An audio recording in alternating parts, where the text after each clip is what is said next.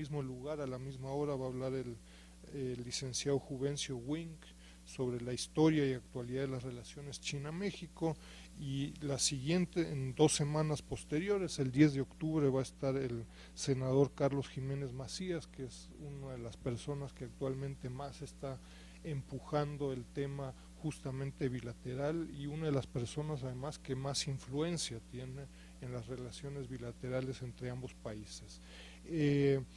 Y tal vez un segundo tema antes de presentar al doctor Gómez Izquierdo. Algunos de ustedes habrán recibido la convocatoria que el Centro de Estudios China-México está llevando a cabo conjuntamente con el Instituto de Ciencia y Tecnología del Distrito Federal. Ahí, a solicitud, sobre todo el GDF, decidimos hacer una prórroga de 1 semana, es decir, los proyectos y solicitudes de proyectos se pueden entregar hasta el viernes 21 de septiembre, es decir, de este viernes, que era la fecha original. Tenemos 1 semana más, entonces les pido considerarlo. Nosotros hoy, al menos en las listas electrónicas que tenemos, algunos de ustedes estarán en ellas, les vamos a avisar el día de hoy, ¿no? Y bueno, sin más introducción, pues muchas gracias Jorge por estar acá con nosotros. Continuamos entonces con este espíritu amplio y abierto de conocer a China, sobre todo desde una perspectiva mexicana y desde múltiples perspectivas, ¿no? Es decir, con académicos, con expertos, con empresarios, con el sector público, y con certeza, con perspectivas, análisis y con resultados muy diferentes, ¿no? Entonces, bienvenidos a la diversidad, y ojalá que entonces el alto grado de ignorancia bilateral que existe pues se pueda empezar a llenar con contenidos y no con ciertos lemas, ¿no? Entonces, Jorge va a presentar el tema de la historia de prejuicios y estereotipos antichinos en México, un tema poco conocido, pero del cual Jorge y otros colegas han venido trabajando desde hace algún tiempo, no sé cuánto, de ahí nos dirá.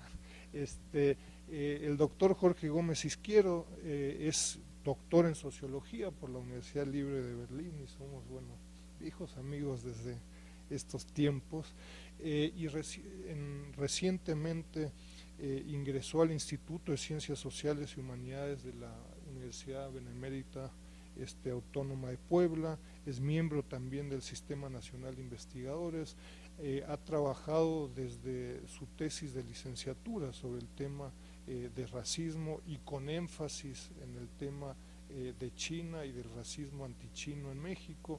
Trajo una serie de publicaciones. Entonces, bueno, creo que tenemos una persona que ha venido trabajando desde una perspectiva histórica, pero también actual sobre el tema, y un experto que ha venido trabajando desde hace un buen rato sobre el tema, ¿no? Entonces, muchas gracias Jorge de nuevo por estar con nosotros. La dinámica, como siempre, es una presentación de alrededor de unos 45 minutos, un poco más, un poco menos, para después tener tiempo de un intercambio, ¿no? Muchas gracias, Jorge. Bueno, muchas gracias a todos ustedes por haber venido. También agradezco a mi amigo y colega Enrique Dussel y a mi amiga y también colega Yolanda Trápaga el haberme invitado y tener la posibilidad de tener este intercambio con todos ustedes. Este trabajo al cual hacía referencia Enrique, que se llamó El Movimiento Antichino en México, y abarca el periodo de 1871 a 1934, y que lleva por subtítulo Problemas del racismo y del nacionalismo durante la Revolución Mexicana, fue originalmente el trabajo que presenté para graduarme como licenciado en Sociología aquí en la Facultad de Ciencias Políticas de la UNAM. Después se publicó por el INA en 1991, y a partir de entonces mi interés por estudiar el racismo en la conformación de la identidad nacional de los mexicanos incrementó, y he venido desarrollando una serie de trabajos.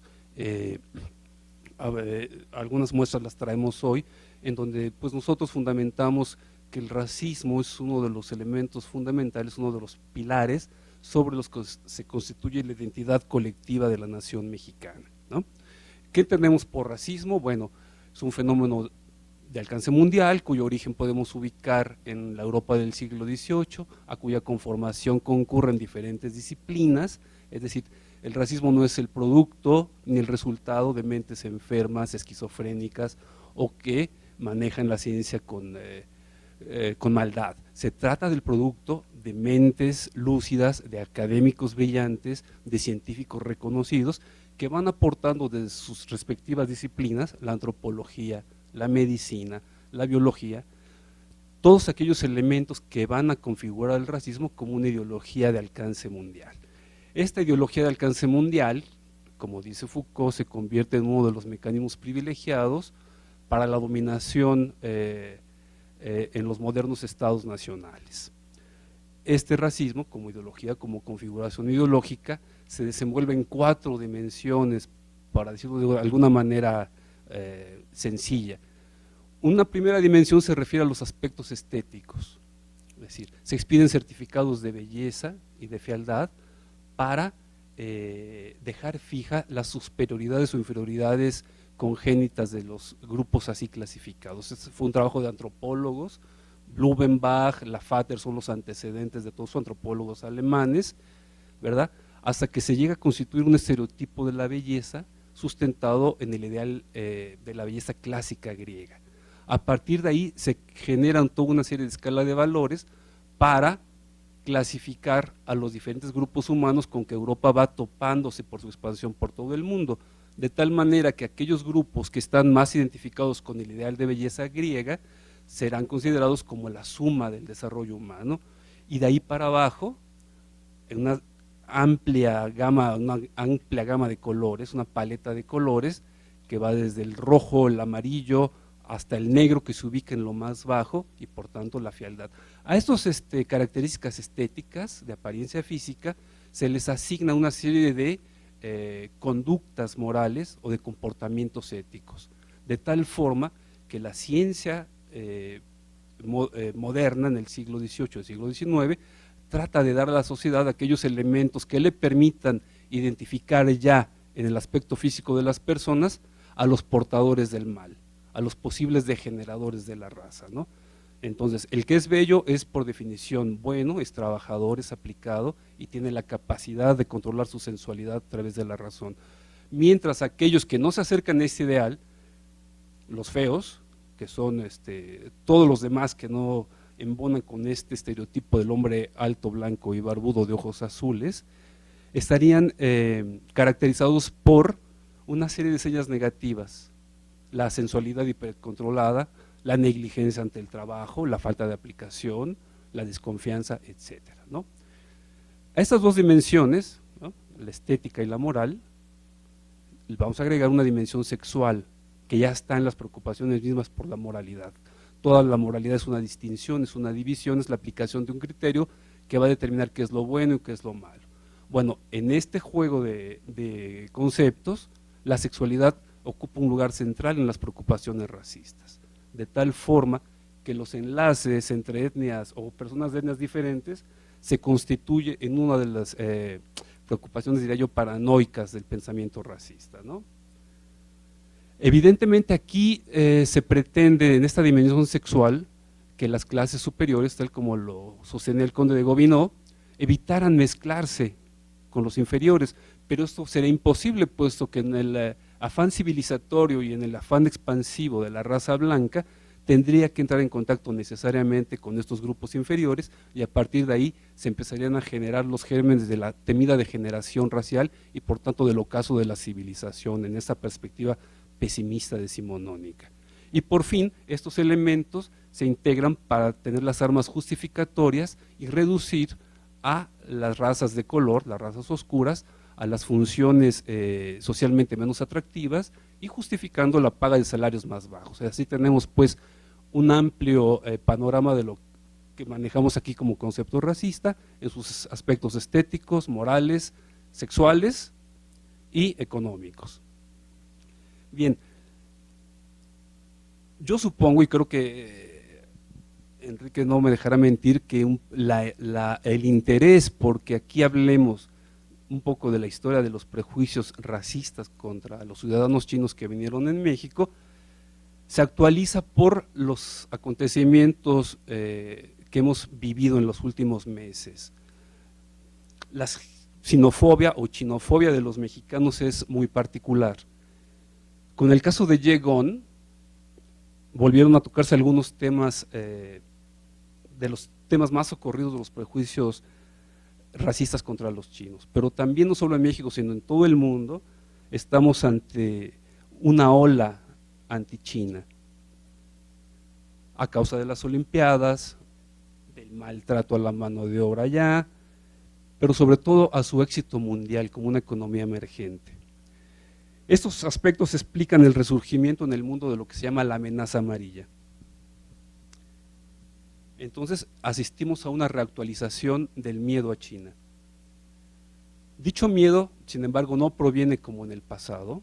Recordemos que este pensamiento racial europeo había estigmatizado a todas las razas, entre ellos los chinos, los judíos, los negros, los indios, americanos, como inferiores. No proviene de una abierta repulsión ni a la cultura, ni a las supuestas perversidades morales o de comportamiento atribuidas como típicas de los seres chinos, mucho menos a las enfermedades físicas de transmisión hereditaria de aquel milenario país. En la actualidad, la paranoia ante la amenaza amarilla se sustenta y se explica sobre todo en hechos económicos irrefutables. La alta competitividad de la economía china, especialmente de la industria textil, cuyas exportaciones inundan los mercados mundiales, han hecho decir al Banco Mundial, por ejemplo, que hacia 2010, a este ritmo, prácticamente no habrá prenda de vestir de la marca que ustedes quieran que no tenga en su etiqueta la leyenda Made in China. Es una cifra de dimensiones impresionantes si se piensa que el planeta cuenta con más de 6,000 millones de habitantes. Un negocio que actualmente, calcula el Banco Mundial, alcanzaría los 350,000 millones de dólares, ¿no? Entonces, al ser, digamos, retiradas las cuotas textiles por la Organización Mundial de Comercio, se empezó a temer y se sigue temiendo que China tendrá un campo abierto para invadir al mundo con sus productos textiles. Por supuesto que también hay que considerar lo que algunos analistas de la economía mundial han denominado metafóricamente como el equilibrio del terror financiero que existe entre China y Estados Unidos. Con esta metáfora se trata de explicar el sabor de la relación entre el principal deudor del mundo, que es Estados Unidos, y su acreedor más importante, que es China. De hecho, nos dice Alejandro Nadal en un artículo publicado en La Jornada, China y el terror del equilibrio financiero, que fueron los funcionarios del gobierno chino que utilizaron esta metáfora de la opción nuclear al insinuar que su país podría retirar como arma de negociación sus reservas en bonos del Tesoro estadounidense en respuesta a las imposiciones comerciales o a las sanciones comerciales que ejerce o que quiere ejercer Washington contra China. Estados Unidos, continuamos con el artículo de Nadal, está obsesionado con la idea de que el crecimiento de su déficit comercial con China se debe a que el renminbi, la moneda nacional de China, está subvaluado. Y eso, claro, abarata las exportaciones de aquel país. Todos los políticos de la Casa Blanca repiten esta idea: habrá que imponer sanciones comerciales a los chinos si no proceden a revaluar su moneda. Este planteamiento, sin embargo, ignora que el renminbi se apreció en un 10% contra el dólar y por eso no frenó el incremento del superávit comercial chino. Entonces, en esta situación resurge el temor de una crisis financiera global. El equilibrio del terror vincularía a China y Estados Unidos en el entramado económico internacional y el nerviosismo de los acreedores, los que detentan los dólares, aumenta. Paradójicamente, en la medida en que China conserve una parte significativa de sus divisas en dólares, contribuye a mantener el papel predominante de la divisa verde a escala mundial. Pero si el equilibrio del terror, continúa Nadal, descansa en una paradoja, eso hace que este equilibrio sea especialmente inestable. Además de esto, la presencia del euro vendrá a complicar las cosas porque Cuando entran en juego estas tres monedas, aumenta la posibilidad de una desestabilización del terror y nos acercaría, según Nadal, a un escenario de conflicto abierto. Bueno, esta renovada paranoia mundial no es más que la traducción del pavor de la clase política y empresarial ante el avance que se siente o se percibe como arrollador de la economía china. Muestra de ello son las declaraciones de los ministros de Comercio de Latinoamérica externadas durante una reunión para negociar un acuerdo de libre comercio entre todos los países de Latinoamérica y Estados Unidos, realizado en Miami en noviembre del 2003. Cito a Norman García, ministro de Industria y Comercio de Honduras, que decía en esta reunión: los empresarios de Estados Unidos están muriendo de miedo. Para nosotros China es una preocupación extraordinaria. Y en esa misma reunión, el secretario general de la Organización de Estados Americanos, César Gaviria, argumentaba: el miedo a China está flotando en la atmósfera de esta reunión. China se ha convertido en una amenaza para las Américas, no solo por su mano de obra barata, sino también por su tecnología y atracción de inversiones extranjeras. De hecho, ahí se sostenía que México habría sido una de las naciones más afectadas por el incremento de las exportaciones chinas, al grado de haber sido desplazado ya desde el 2003 por este país como el segundo exportador al mercado estadounidense. Además, se decía, buena parte de las inversiones extranjeras que recibía México han sido captadas desde entonces por China, lo que ocasionaría una pérdida de más de 200,000 empleos en la industria maquiladora nacional. Entonces, de acuerdo al sentir de empresarios mexicanos, China no es solamente cada vez más una amenaza económica, sino que tiende a convertirse en un agobio. Jade Kolpolemsky, esta dirigente de la Canacintra, antigua presidente de la Canacintra, en una entrevista que le hace La Jornada, admite que el empresariado y el gobierno mexicanos se han contentado con ver en la relación con China una pesadilla y una amenaza, en vez de asumir esto como una oportunidad para desarrollar y evaluar los sectores de la economía mexicana que podrían entrar en competencia con China. Y en tono de autocrítica dice, cito a Polemsky: hemos culpado a China de muchos de los males recientes que nos aquejan, pero no hemos hecho nada para ponernos a la altura de la competencia. No nos hemos ocupado de verlos como clientes, como contrapartes en las inversiones y hasta como socios. Los chinos tienen visión de país, visión de Estado, tienen políticas económicas e industriales bien planeadas, mientras que en México solo hablamos de los temas y nos espanta. Nos da miedo tener políticas industriales. Basar la competitividad de México en la mano de obra barata es una aberración. Si la gente gana poco, no tendrá recursos para consumir, por tanto no podrá reactivarse el mercado interno y no podrá elevarse el nivel de vida de la gente. No nos hemos preparado para la competencia con China y nuestra actitud derrotista no nos ayuda. Tenemos pavor de las políticas industriales, quizá porque se piensa que se necesita mucho dinero. Lo que se requiere solo son decisiones políticas. México no sabe a dónde quiere ir. Cierro la cita. La moderna versión de China como el reino del mal ha sido difundida también, y aquí entramos ya a la cuestión de México, por los noticieros de la televisión mexicana desde 2004 por lo menos, ¿no? De acuerdo a estas imágenes y estas informaciones transmitidas por los medios de comunicación, tenemos que creer que la mano de obra china es la responsable de la pobre situación del artesanado mexicano por hacerles una competencia desleal. Incluso se habla de clonación de artesanías mexicanas, cerámica, canastas de flores, imágenes de la Virgen de Guadalupe, que los malévolos chinos venden a precios bajísimos, lo cual amenaza mortalmente no solamente a la economía de los artesanos, sino también a todo un conglomerado de la población mexicana que vive de la industria maquiladora y de la ensambladora. Se difunde pues una imagen satanizada contra los trabajadores chinos a través de una serie de imágenes, entrevistas, cifras de personas que pierden su empleo o el poco ingreso a causa de la malvada mano de obra china, y nos quieren hacer creer la idea de que China se ha concentrado de manera misteriosa pero perversa en contra del sector trabajador de México. Y entonces aparecen imágenes de algún vendedor, don Juanito, que se dedica a vender cierta artesanía a 90 pesos, pero que los perversos chinos han logrado meter en el mercado mexicano a 30 pesos, imagínense, ¿no? El valor de las artesanías mexicanas es 3 veces más de lo que lo venden los chinos. No nos sorprende entonces que se hable de una conjura maléfica y que no haya quien asegure que detrás de todo esto no puede estar la mano más que del siniestro doctor Fu Manchu, a quien se afirma se ha sorprendido infraganti tratando de piratearse la receta de los tacos de trompa. El muy ladino.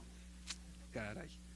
Ahora, en el caso de Shen Li Ye-gong, los medios de comunicación también han sido protagonistas de difusión de fobias torpes y verdaderos prejuicios racistas, que se pretende reducir a manifestaciones simples de mofas, de burlas, o como muestras de nuestro humor muy mexicano. Dichos prejuicios nos llegan no de hoy, sino de épocas pasadas, en la que la comunidad china en México fue objeto de resentimientos, recelos y acoso violento, tanto social como estatal. En el linchamiento mediático a Ye Gong reaparecen una serie de percepciones sociales que los mexicanos tenemos de China y sus habitantes. Prejuicio e ignorancia, como siempre, van de la mano. José Merino, en su columna Contraesquina, argumenta lo siguiente. Dice, no sabemos el origen de los 250 millones de dólares, pero sabemos el origen nacional de quien los resguardaba. Y eso bastó. Nos faltó información, pero nos sobran atajos mentales. Ye Gong, sin consideración de su ciudadanía mexicana, se convirtió de inmediato simplemente en el chino. De ahí al comentario agrio y a la burla pueril, el paso fue automático. Es que los chinos serán ininteligibles, pero innegablemente son turbios. Algo difícil de hacer, por ejemplo, se dice o decimos aquí en México, está en chino. Las situaciones que implican obligatoriedad son así, y nosotros decimos, aquí y en China. Un trabajo cuya minuciosidad nos desespera es un trabajo de chino. El que es sumiso y aguanta todo, tiene paciencia china. Un acreedor que no se tiente el corazón, se cobra lo chino. El mero espectador está como el chinito nomás milando. Un lugar lleno de aire viciado es un fumadero de opio. Y me engañaron como a un chino, suelen decir los que pecan de crédulos. Pasivos y ausentes, los chinos no son en todo caso ajenos. Agotados los refranes de la chinofobia, es bienvenida la burla del pastelazo. Cambiamos la R por la L, la declaración del cooperas o cuello se transforma en coopelas o cuelo, porque en el chiste se pierde toda responsabilidad y toda capacidad de análisis. Las culpas entonces se asignan por la opinión difundida por los medios. La Procuraduría General de la República no ha concluido realmente nada, pero para nosotros Ye Gong es el rey de las tachas, es el emperador de los psicotrópicos y su abogado, también chino, es el maestro de las bombas mediáticas. Aquí no se discute la inocencia de Ye Gong, eso es tarea de la PGR. Lo que aquí discutimos es el tratamiento mediático dado en algunos medios y artículos de opinión sobre este caso. Entonces, la hostilidad racista contra el chino no es nueva en nuestro país. La historia de la inmigración china, desde finales del siglo XIX hasta las primeras 4 décadas del siglo XX, nos hace comprensibles estas estigmatizaciones con las que descalificamos a los ciudadanos chinos para pintarlos naturalmente como sucios, portadores de temibles enfermedades contagiosas, sangrientos, refractarios e inasimilables a la cultura occidental. Se trata en este caso de una historia que concluyó con la expulsión de familias chino-mexicanas durante los años de poderío de las huestes del Grupo Sonora, encabezadas por Plutarco Elías Calles, y que tuvo en la matanza de chinos en la ciudad de Torreón en 1911 por tropas revolucionarias conducidas por Emilio Madero, uno de los episodios más conocidos del nacionalismo revolucionario. A esta historia haré referencia brevemente a continuación. La raza mexicana ante el peligro amarillo.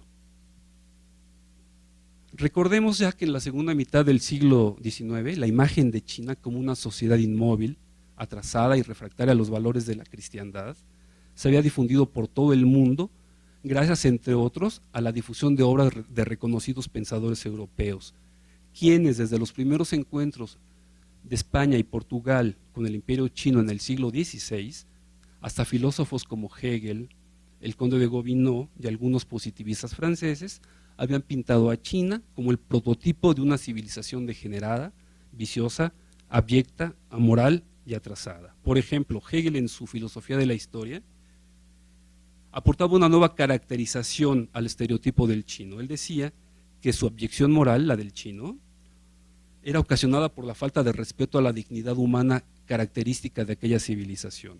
Mientras tanto, el conde de Gobineau, en su ensayo sobre la desigualdad de las razas humanas, que se publica entre 1851 al 53, terminaba con la reputación del sabio chino, que había sido valorado en el siglo XVIII, en la época del rococó, se imitaban incluso los jardines chinos y se tenía en buena estima. La difusión de las cartas de los jesuitas habían colaborado a esta imagen positiva. Bueno, Gobineau llega y destruye esta imagen positiva y empieza a pintar al chino como un ser de poco vigor físico, una raza apática, mediocre, partidaria, eso sí, de los goces materiales y sensuales, y poco profunda intelectualmente considerada.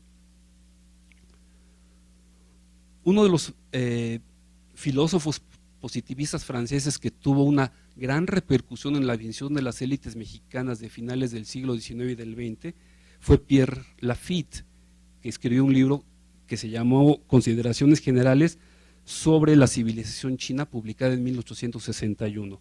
Es importante este trabajo porque de manera determinante influyó en el trabajo de la Comisión para analizar los efectos de la inmigración asiática tendría en México durante los últimos años del Porfiriato. Ahí en 1903, 1904, se crearon 4 comisiones para estudiar los aspectos de la influencia intelectual, moral, económica y genética que eventualmente ocasionaría la inmigración asiática, particularmente china y japonesa, sobre la población mexicana.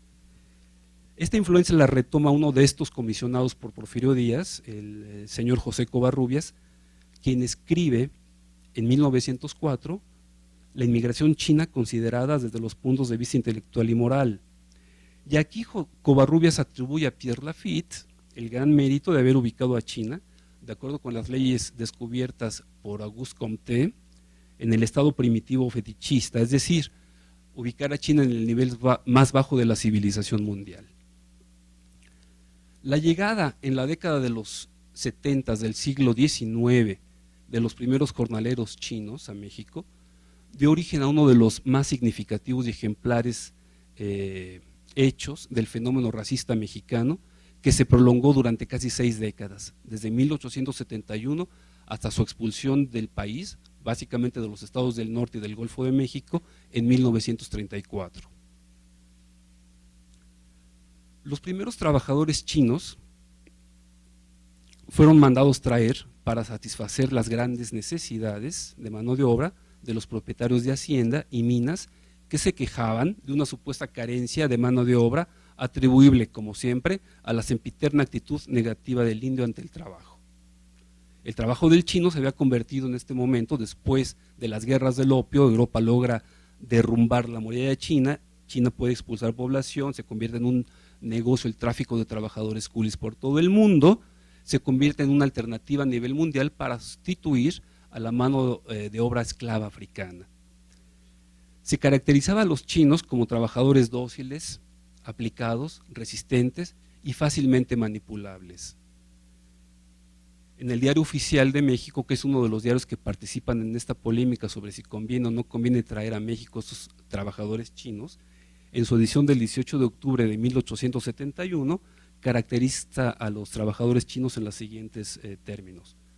Dice: los chinos se distinguen sobre todo por su inteligencia, son sumisos y tranquilos, para la mecánica son muy aptos y tienen especial predilección por los ferrocarriles. Hasta el presente el inconveniente mayor que han tenido los chinos es su afición a fumar opio.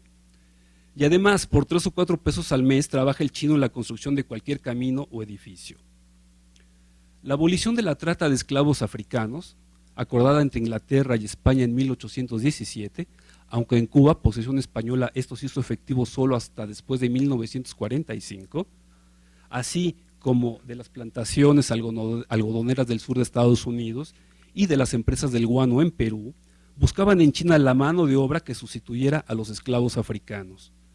La inmigración china daba satisfacción a estas necesidades para resarcirse de los perjuicios que les ocasionaba tanto la abolición de la trata africana como la negligencia atribuida a los trabajadores indígenas.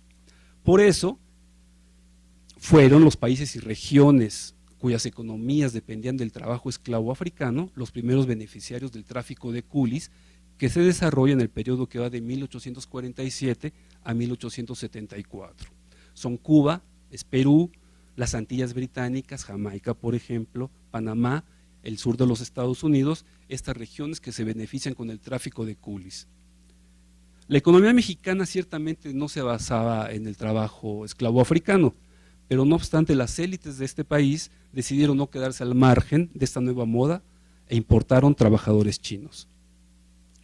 Aún antes de su llegada a México, la sola idea de la presencia de población china en territorio nacional suscitó una enconada polémica en la prensa a partir del año de 1871. Esta polémica se suscitó y dividió a la opinión pública mexicana en dos bandos, los prochinos y los antichinos. En el primer bando estaba el Diario Oficial, el Federalista, mientras que el Siglo XXI, la Iberia, el diario de Two Republics, entre otros, se oponían al proyecto de importar jornaleros chinos. Intelectuales, políticos, periodistas advertían acerca de los problemas que la inmigración china podría ocasionar en cuanto a una eventual miscigenación, ahondando la degeneración de la raza mexicana, con lo que se daría el traste con el proyecto elitista de hacer de México una nación progresista al estilo de las naciones paradigmáticas de Europa y Estados Unidos. Pero igualmente preveían conflictos de tipo políticos, puesto que el chino, por la baratura de su mano de obra, seguramente iba a desplazar del mercado laboral a cientos o a miles de trabajadores nativos. Entonces aprovechan la ocasión estos próceres para mostrar su preocupación paternalista y decir proteger a los inválidos inditos y a las pobrecitas mujeres de la invasión china, a lo que consideraban un verdadero peligro nacional. O sea, aquí podemos tal vez empezar a proyectar nuestras imágenes. Pero así ya no voy a poder ver. Sí, así sí, así sí. Sí, lo que les quiero ahora leer son par de citas sacadas de aquella época, en donde se dice lo siguiente: los trabajadores y operarios indígenas poseen individual y colectivamente aquellas eminentes cualidades de los trabajadores chinos, resistencia, docilidad, etcétera, unidas a una severa moral pública y privada. Dice el autor de este texto, José María Romero, que es otro de los integrantes de la Comisión para el Estudio de la Inmigración China, él estudia la influencia económica y social de la inmigración asiática en México. Dice: he admirado la moral estricta, la increíble sobriedad y la extraordinaria resistencia corporal que caracterizan a los trabajadores mexicanos indígenas.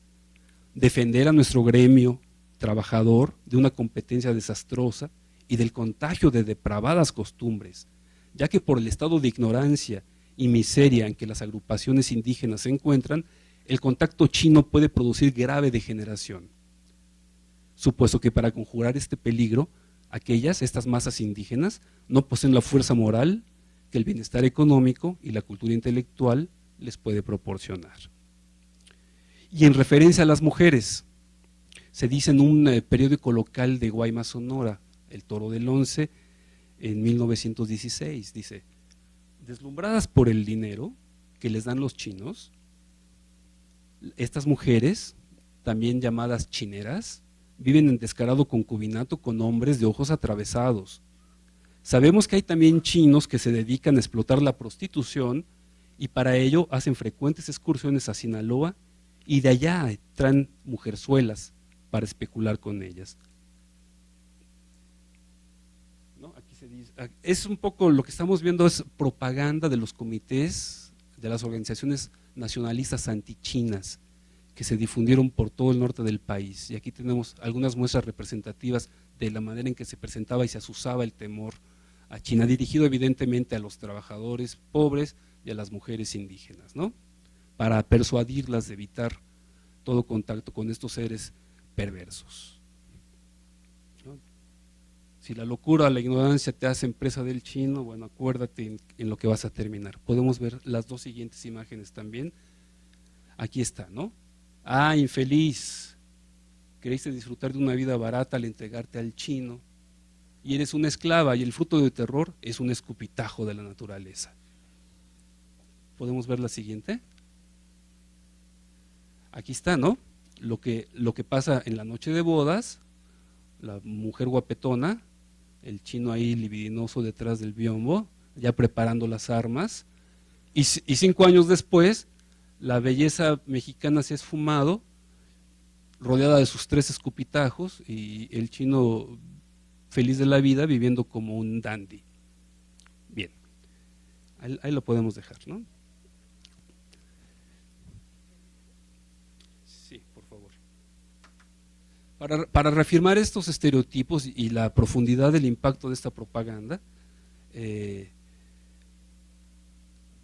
les quiero leer un extracto de un manifiesto de la Junta Nacionalista de Nayarit, que en 1921 advertía al pueblo. Dice: cada asiático que llega a México viene a quitar el pan y la honra a tus hijos, combátelos con la razón. Los chinos son la apreciación más vil de nuestra raza y el mayor peligro para nuestra querida patria. Los chinos son la más terrible amenaza de nuestra salubridad por sus infecciones naturales, como son la peste bubónica, la fiebre amarilla, obviamente, el vómito prieto, la sífilis, el tracoma, etc. Los chinos, duro contra ellos, antes de que se cruce más con nuestra raza, porque más tarde será difícil, ya cuando veamos el mercado de sus propios hijos. Evitemos a nuestros compatriotas la peor de las vergüenzas con los hijos de físico chino, ¿no? Esto yo lo extraje de un documento en el archivo histórico de la Secretaría de Relaciones Exteriores, porque evidentemente ante este acoso, la legación china, antes no había embajada china, la legación china manifestó su desacuerdo y mandó una serie de quejas a la Liga de las Naciones, y se creó un conflicto diplomático muy fuerte en la época de Álvaro Obregón, ¿no? Pero aún así el acoso antichino no paró hasta haber expulsado a esta población del país. Entonces, en este contexto marcado por las ideas acerca de la importación de extranjeros de origen europeo como panacea para mejorar la raza mexicana y hacerla caminar por la senda del progreso, se delinearon 2 grandes bandos, ¿no?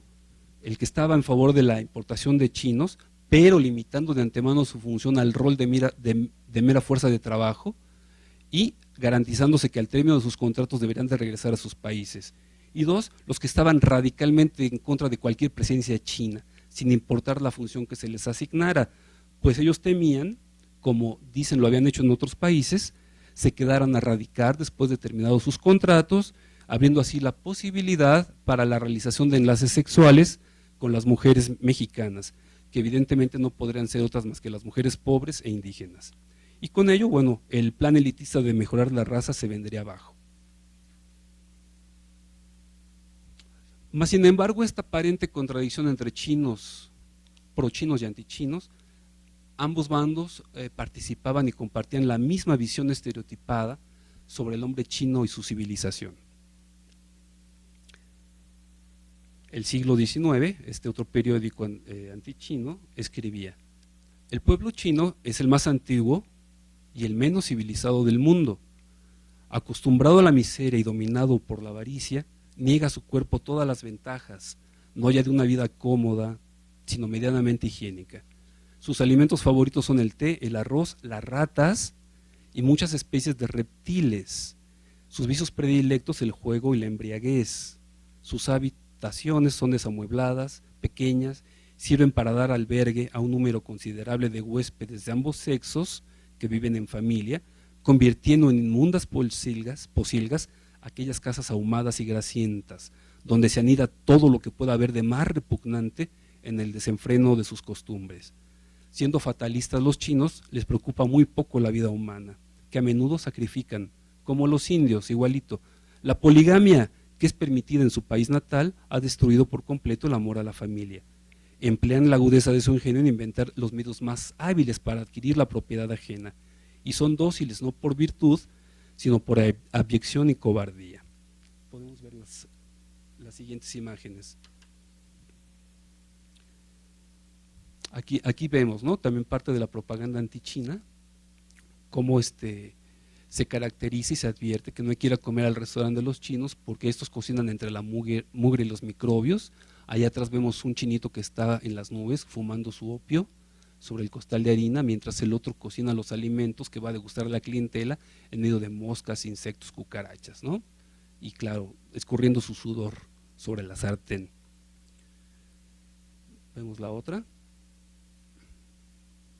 Y digamos, junto a la falta de higiene, sus enfermedades, su reputación como prostituyentes de las mujeres mexicanas, la otra, digamos, gran vertiente de estigmatización al chino fue el que traficaran con drogas, ¿no? Aquí se caricaturiza al chinito astuto que va por la calle con su costal preguntando si hay ropa para lavar, hay ropa para lavar, identifica ya a los viciosos nativos y ahí viene el intercambio, ¿no? El hombre con los ojos desorbitados, clásico síntoma del síndrome de la abstinencia, le da algunas monedas al chinito astuto y a cambio recibirá su porción de, pues yo qué sé, opio, marihuana o cualquier otra sustancia para aplacar esos nervios.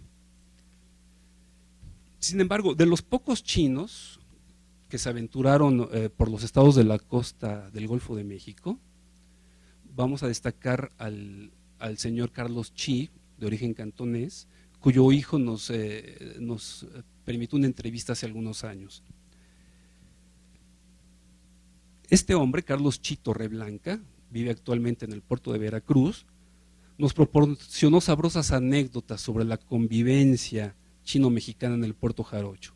Por ejemplo, él nos contó que su tío José Luis Chi trabó amistad con un revolucionario en 1914, de nombre José Antonio Roque, que estaba huyendo de las tropas federales de don Porfirio y lo ocultó en su panadería entre los sacos de harina.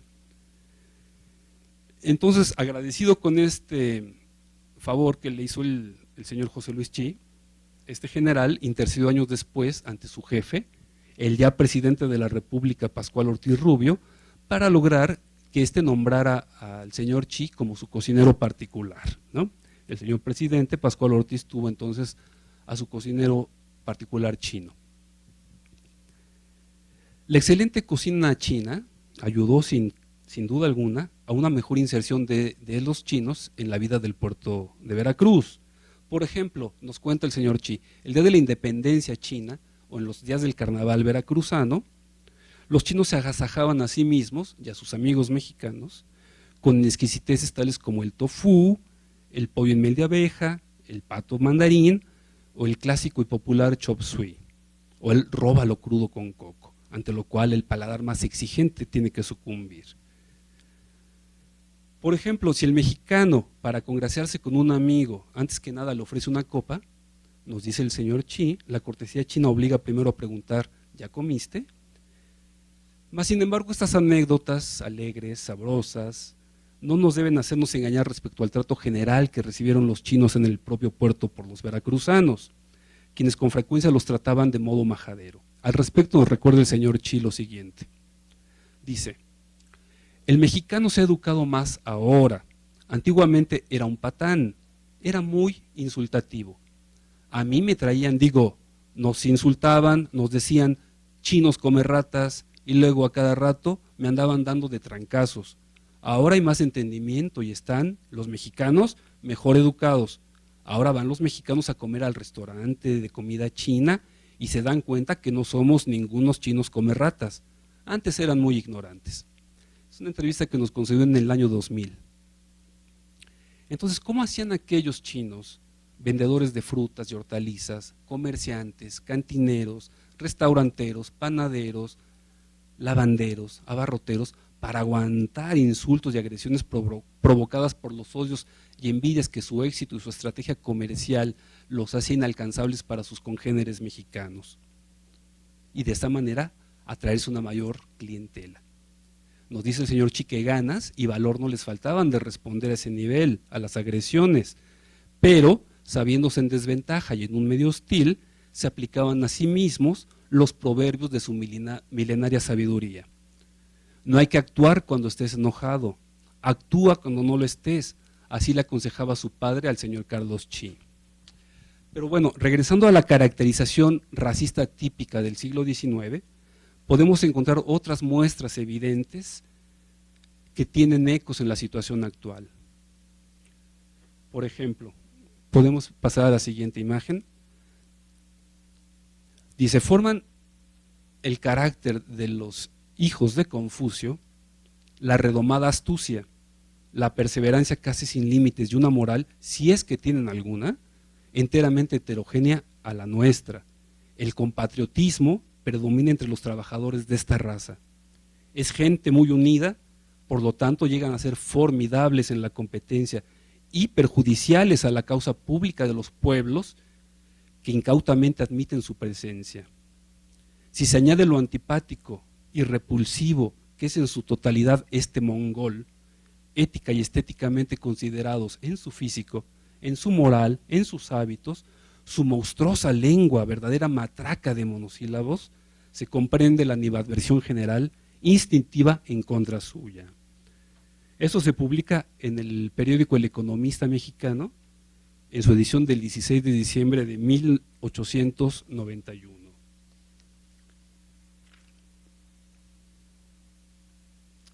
Sin embargo, con tal de satisfacer esa necesidad de contar con mano de obra barata, las élites mexicanos dejaron temporalmente de lado el asco y la repulsa que les ocasionaba esta inmigración y aceptaron la presencia de trabajadores chinos. Este odio antichino en México se nutrió de varias fuentes, básicamente de las ideas del pensamiento racial elaboradas en Europa, que ya había estigmatizado al chino junto con las otras razas indias, negras, judías, como razas inferiores, colocándolos de esta manera en los escalones más bajos de la evolución evolutiva y estética de la humanidad.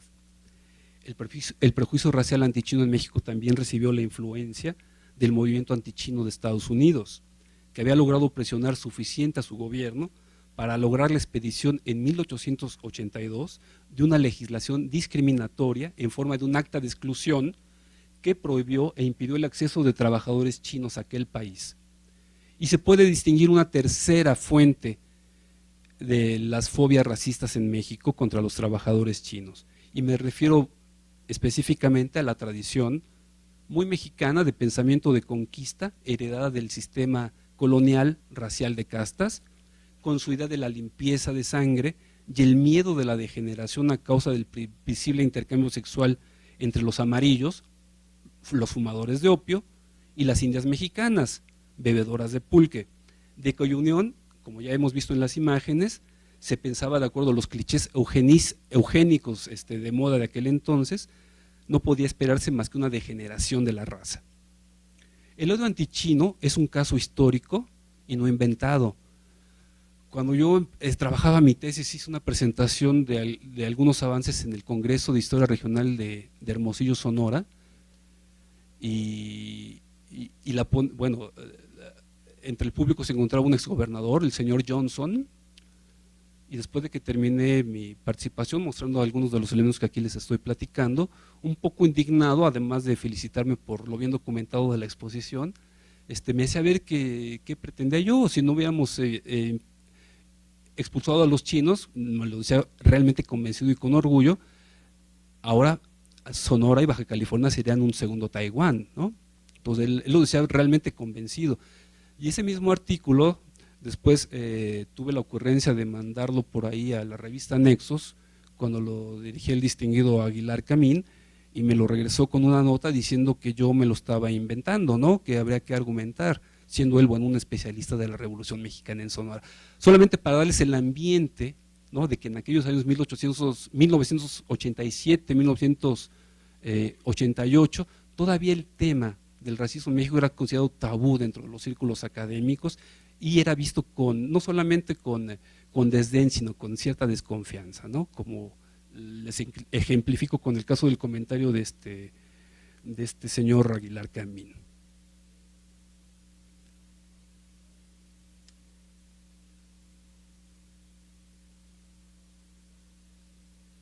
La eliminación del chino entonces se convirtió en una prioridad nacional. La animadversión antichina alcanzó un nivel que hizo que legislaturas locales y gobiernos estatales, específicamente del estado de Sonora, se convirtieran en precursores de los nazis con la aplicación de una auténtica política de higiene racial. Los nazis lo hicieron en Alemania en la década de los 30 y esos señores lo hicieron al principio de los años 20, o durante toda la década de los 20, que es cuando ellos, el Grupo Sonora, controló el gobierno, no solo del estado, sino de todo el país. Podemos ver las imágenes siguientes también. Aquí están los antichinos.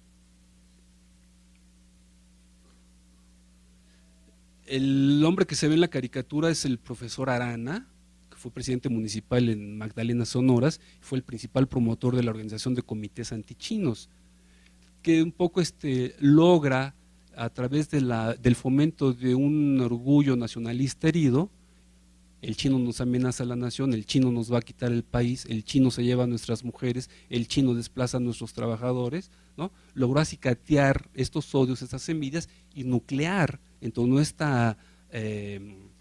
principio nacionalista de México para los mexicanos a una serie de población de trabajadores para lograr ir a agredir a los chinos en sus propios comercios. De esta manera, en la década de los 20 se prohíben legalmente los matrimonios entre hombres chinos y mujeres mexicanas. A quienes de incurrir en esta falta se les retiraría su pasaporte y su nacionalidad mexicana, lo mismo que sus derechos ciudadanos, simplemente por hacer vida conyugal con algún chino. Al concluir la campaña antichina en 1934, con la expulsión de familias enteras chino-mexicanas de Sonora, Sinaloa, Baja California, Chihuahua, Tamaulipas y Veracruz, nadie podía extrañarse de la animadversión de China contra México.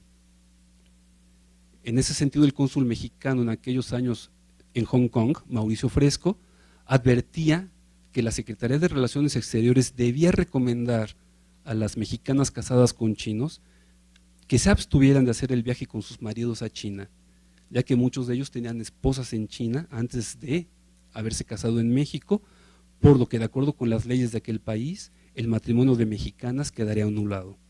En algunos casos el hombre chino llevaba a su mujer mexicana a casa de su primera esposa, convirtiéndola así en concubina. Abandonada por la ley mexicana que le había retirado su nacionalidad, las mexicanas que llegaron a China en estas condiciones recibieron un trato discriminatorio. Ellas pagaron los platos rotos. El cónsul Fresco hablaba de 250 chinos expulsados de México y agrega, había una enorme cantidad de mexicanas y desgraciadamente de niños. Salieron rumbo a Cantón y también será otro grupo de mujeres de quienes jamás se sabrá de ellas.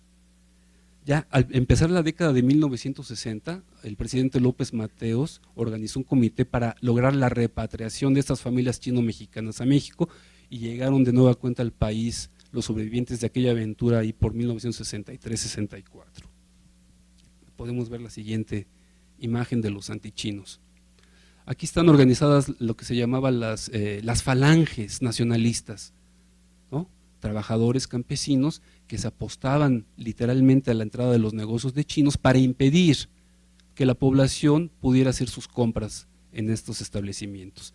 Ellos pedían, ahí se ve la ley del 80%, se refiere a la petición de las ligas nacionalistas antichinas de obligar a todo establecimiento controlado por extranjeros, la dedicatoria iba directamente hacia los comerciantes chinos, para que utilizaran en sus negocios por lo menos al 80% de su personal mexicano, lo cual realmente atentaba contra los intereses de los chinos porque ellos se organizaban de manera familiar o entre sus propios connacionales, tendrían 2 o 3 empleados, entonces realmente era una, digamos, punta de lanza para terminar con la preponderancia comercial que habían logrado los chinos en poco tiempo, después de haberse liberado de sus contratas como trabajadores temporales y establecerse como productores, comerciantes independientes.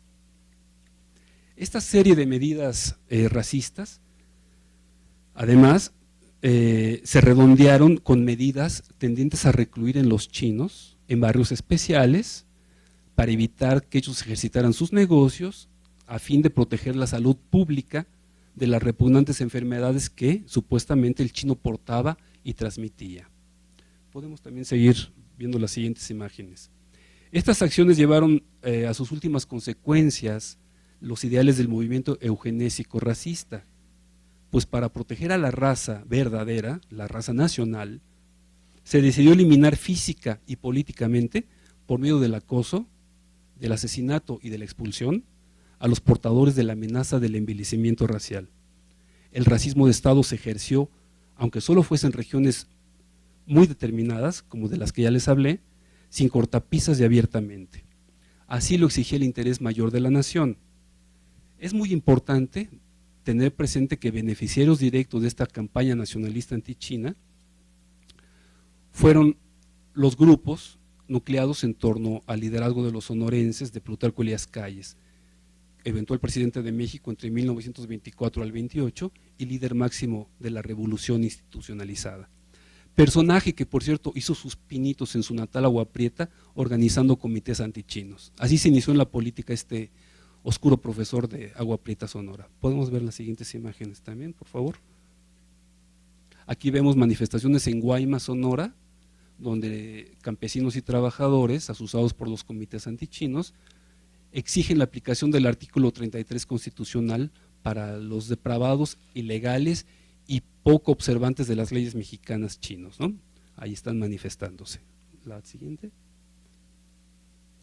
Este angelito es Rodolfo Elías Calles, hijo del jefe máximo y gobernador también de Sonora, uno de los principales promotores de las leyes discriminatorias. Vemos al siguiente prócer, Miguel Salazar, diputado federal por Sonora, todos miembros del Partido Nacional Revolucionario, por cierto. Y el empresario, el siguiente, el empresario Alejandro Villaseñor, también fue gobernador de Sonora, empresario que como otros tantos empezaron a hacer su ronchita a partir de la expropiación de la riqueza generada por los chinos. Fue tan, digamos, trascendental el impacto del movimiento antichino en Sonora, que todavía hasta hace algunos años, cada año, se celebra los aniversarios de la campaña antichina como un triunfo de la defensa de la nacionalidad y de la raza mexicana.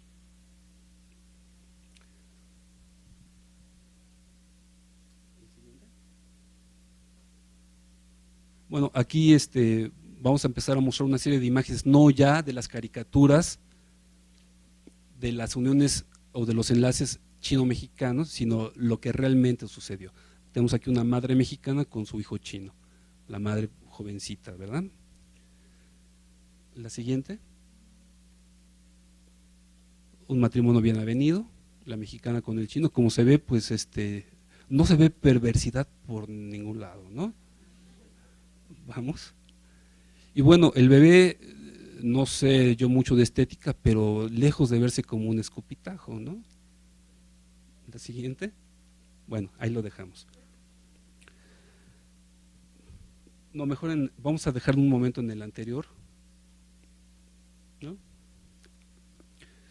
Podemos decir que si alguna de las corrientes migratorias que han llegado a nuestro país han ampliado de múltiples maneras nuestra vida y al mismo tiempo han revelado los límites auténticos de nuestra tolerancia hacia el otro extranjero, ha sido sin duda la que llegó de la lejana China.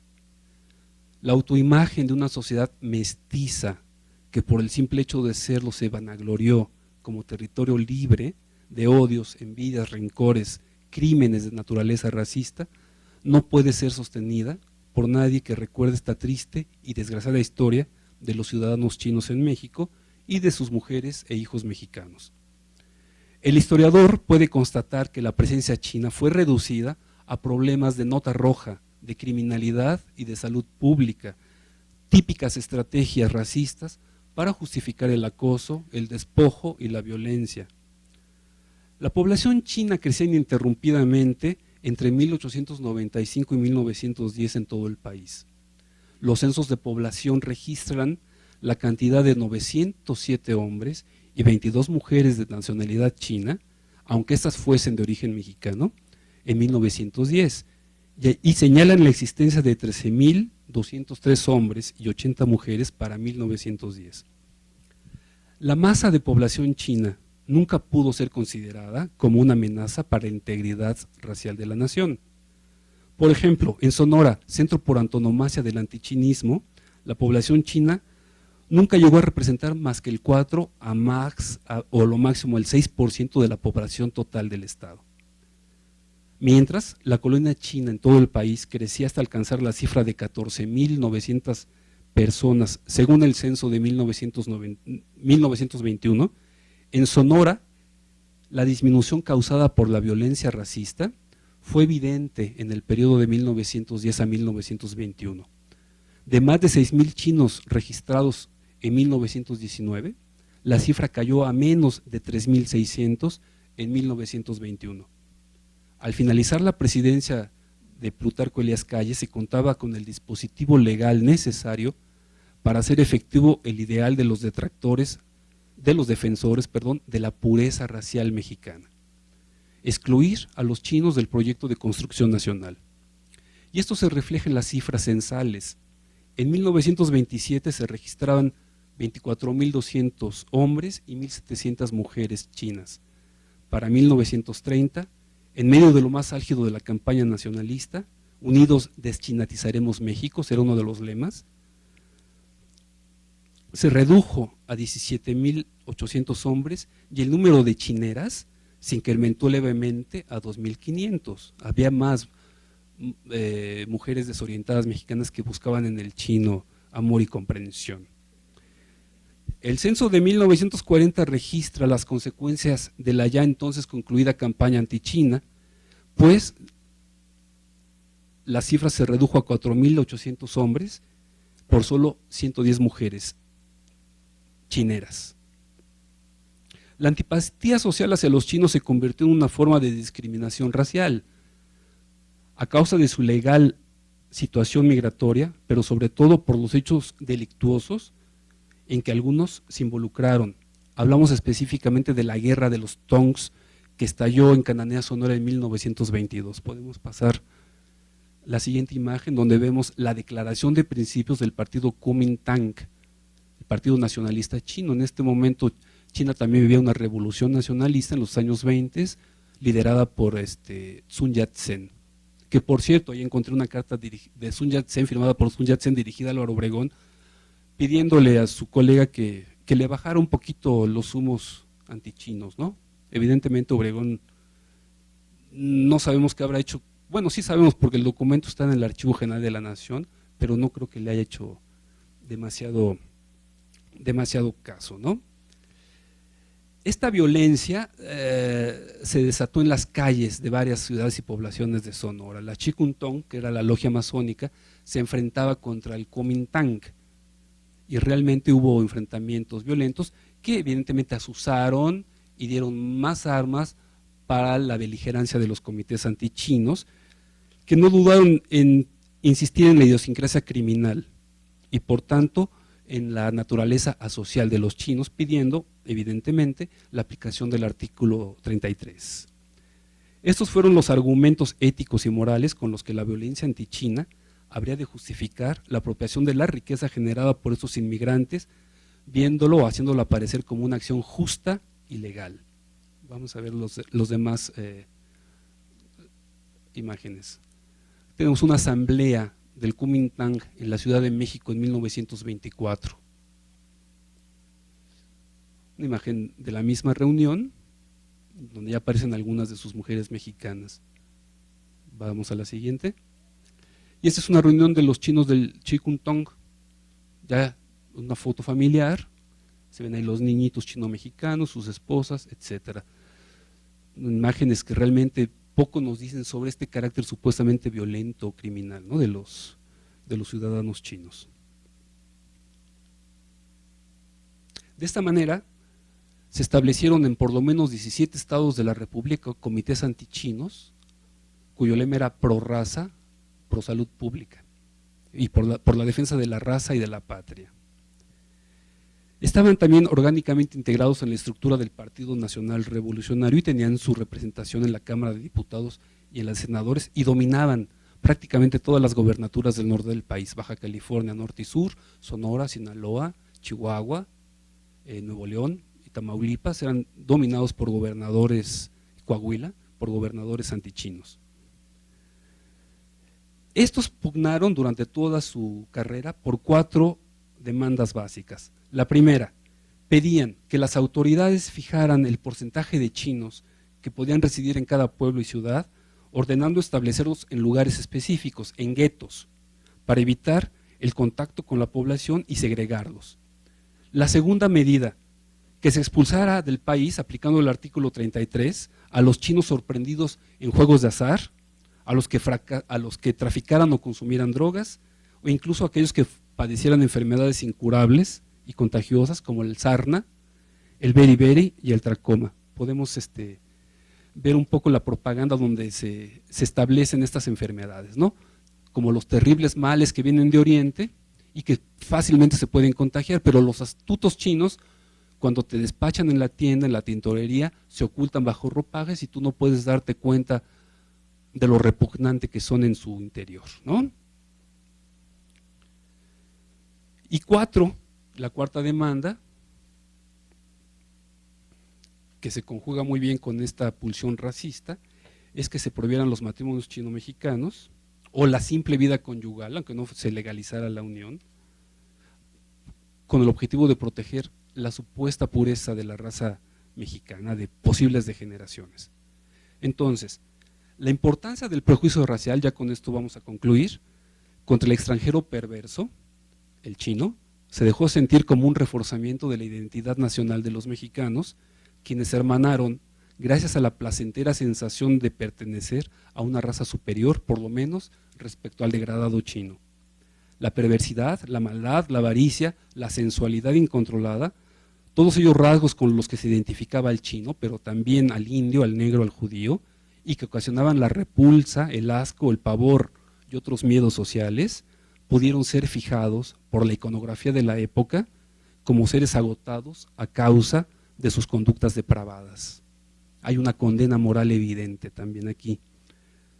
Todo ello contrastaba aún más negativamente con el vigor racial que la sociedad mexicana, o más bien sus élites, glorificaban y necesitaban para su expansión progresista. La percepción social hacia los chinos dio forma en imágenes al prejuicio racista de que la fealdad física de las personas revela su maldad espiritual. Los prejuicios racistas, entonces, nunca pueden ser inofensivos. Pues muchas gracias por su atención y eso sería todo por mi parte.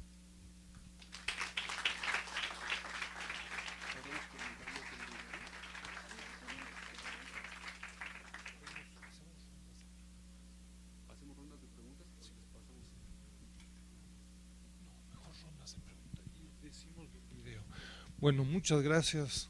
Pues yo creo que es un tema realmente sensible, violento e impactante. El tema del racismo en general en México y particularmente el racismo antichino, ¿no? Sé que Jorge tiene un largo trayecto que ha venido trabajando sobre estos temas desde hace muchos años. Yo no puedo más que invitarlos a revisar el trabajo histórico detallado, serio, que ha venido haciendo desde hace muchos años, donde profundiza varios de estos argumentos. Claro, la pregunta, y yo espero que surja, es bueno, ¿y esto cómo se vincula al 2007? ¿No? Es decir, ¿qué implicaciones tiene esto? ¿Qué diferencias hay? Etcétera, ¿no? Pero entonces iniciamos yo propongo, como lo hemos venido haciendo, con rondas de preguntas, 2, 3 preguntas para darle posibilidad de responder a Jorge, ¿no? Entonces, por favor. Sí es muy relacionado con lo que decía Enrique. Actualmente, ¿cuál es si has hecho tú estudios de cómo está esta situación, no tanto de los estereotipos, o bueno, sí, en cuanto a las posibilidades de intercambios de diferentes tipos, ¿verdad? Si bien aquí se pone como muy estigmatizado, pues sí se sabe actualmente de algunas circunstancias, de todo, por ejemplo, el comercio ilegal, el contrabando, todo esto. ¿Cómo está realmente esta situación actualmente, si tú has hecho artículos, estudios, ¿Y cómo en un momento se podría medir esta para dar como mayor certeza con indicadores más objetivos, digamos? Gracias.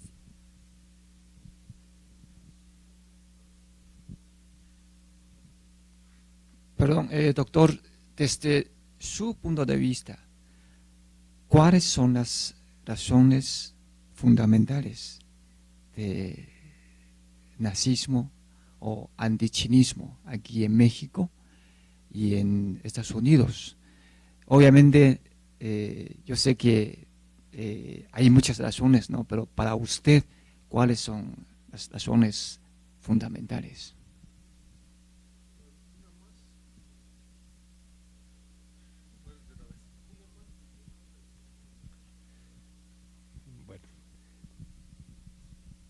Bueno, sí. Al lado de los prejuicios tipo negativo que existen actualmente, que ya mencionó, hay al mismo tiempo la percepción de que los chinos, al mismo tiempo, los chinos, son de inteligencia superior y son inatacables. O sea, esa es una sensación de no saber qué hacer con ellos. Yo creo que son las dos cosas que se perciben actualmente.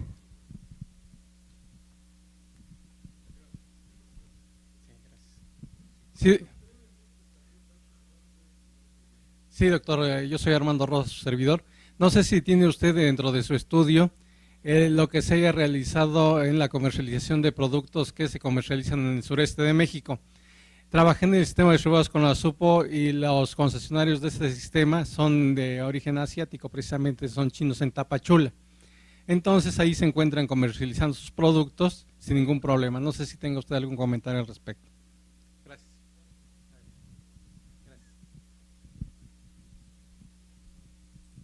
Sí, soy Yolanda Trápaga del CECHIMEX de la UNAM. Tu plática despega mucho de lo que solemos tener aquí, porque generalmente tenemos economistas con muchos cuadros y datos, y la tuya rompe con eso muy agradablemente, porque es un recorrido histórico pues de un problema muy serio, muy grave para el haber de los mexicanos, que de por sí tenemos nuestro haber entre nosotros mismos, ¿no? De racismo histórico, que no es el tema, pero habría que enmarcarlo en ese contexto, ¿no? Entonces, mi petición más que pregunta sería si nos puedes rápidamente cubrir la maroma que provocó Enrique de saltar de los 30 a casi 100 años después. Entonces, ¿qué pasa en medio, no? ¿Qué evolución has percibido tú de este fenómeno para llegar hasta aquí? Gracias, Jorge.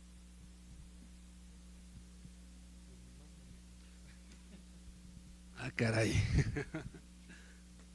Bueno, la primera pregunta sobre los indicadores actuales de este movimiento antichino, ¿no?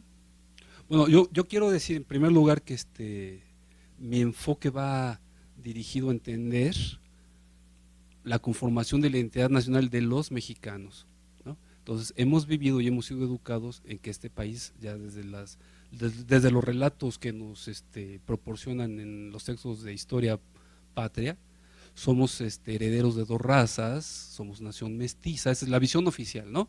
Y por tanto estamos inmunes a adquirir este virus, esta enfermedad del racismo, ¿no?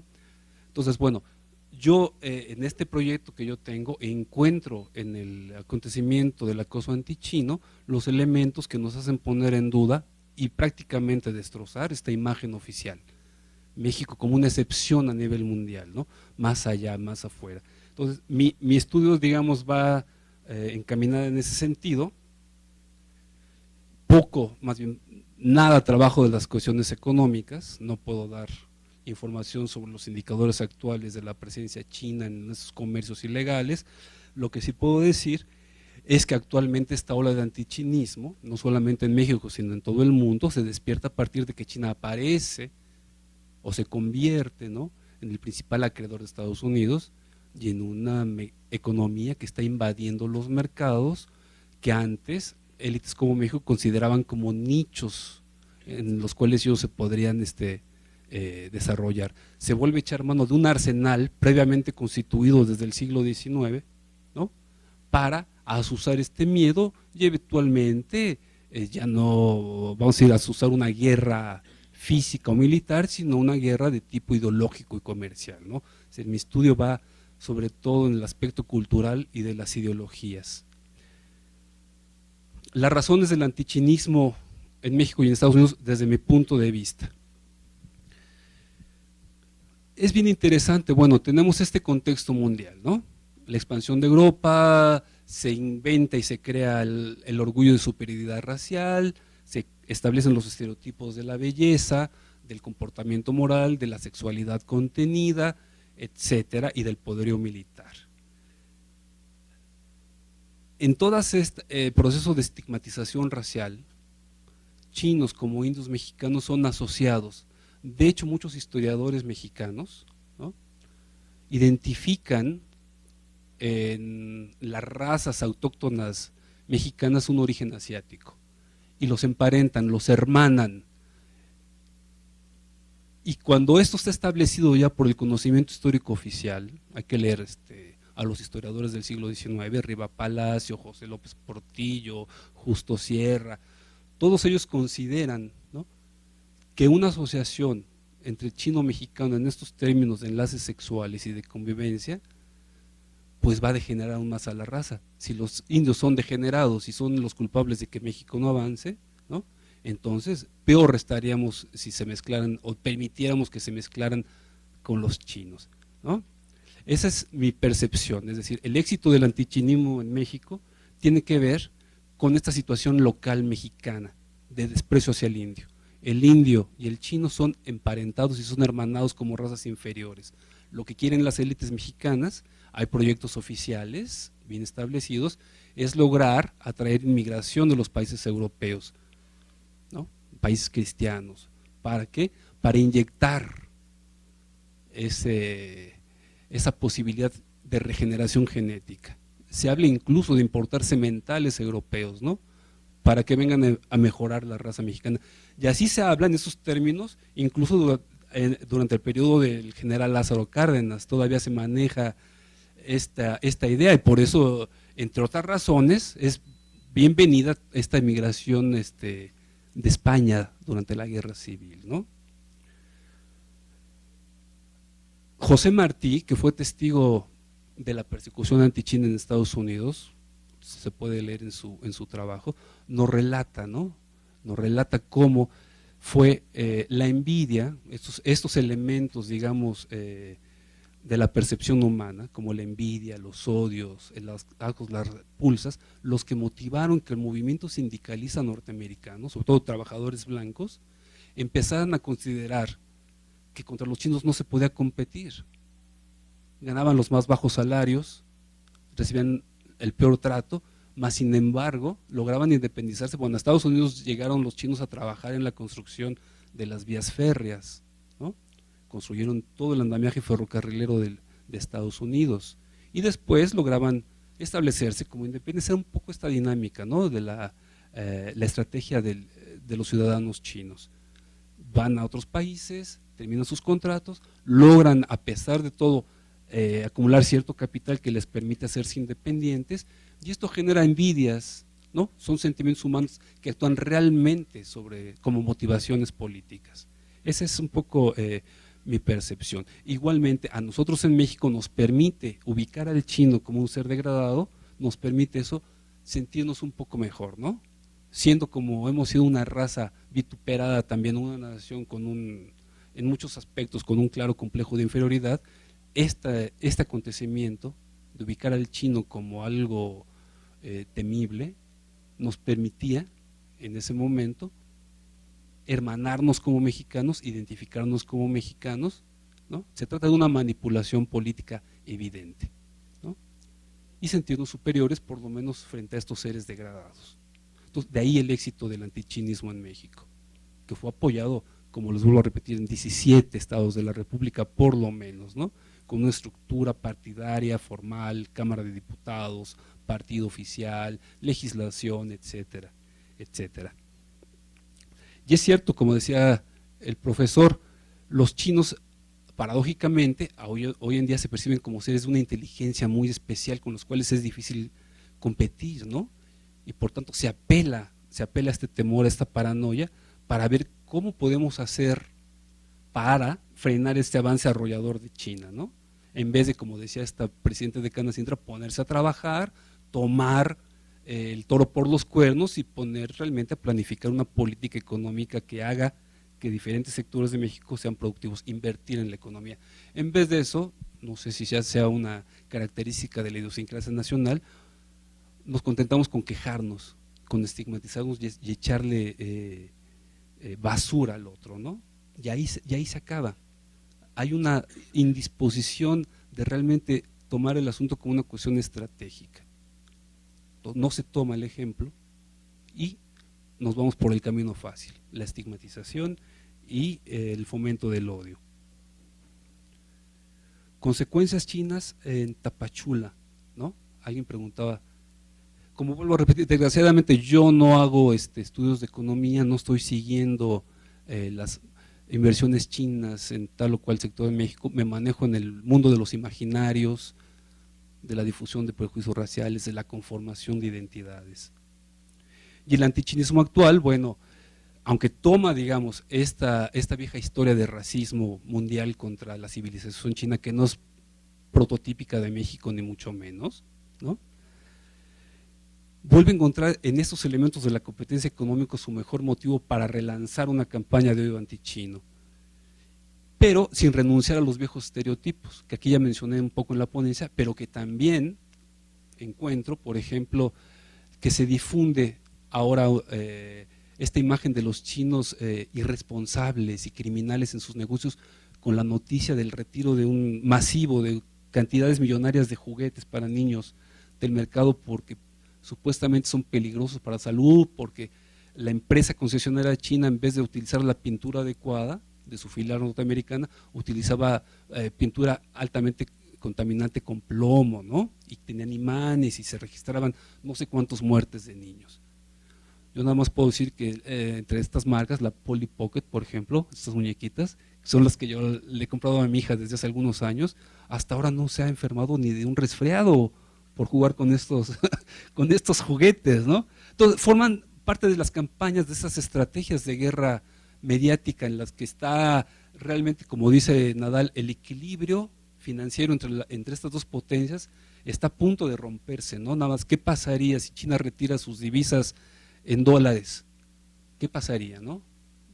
Parece ser que la hecatombe o el colapso del sistema financiero internacional.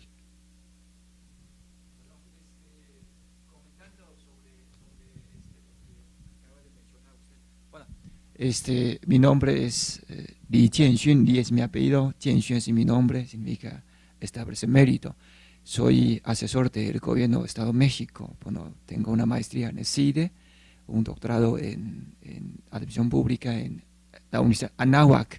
Sobre lo que mencionó el doctor Gómez, tengo una información que hace unos 15 días se publicó en un periódico chino, que los juguetes fabricándose en China, surtido no solamente aquí en México, sino en Estados Unidos, solamente, el que contiene mayor parte de plomo es solamente en los juguetes que tienen, en las cejas de los juguetes.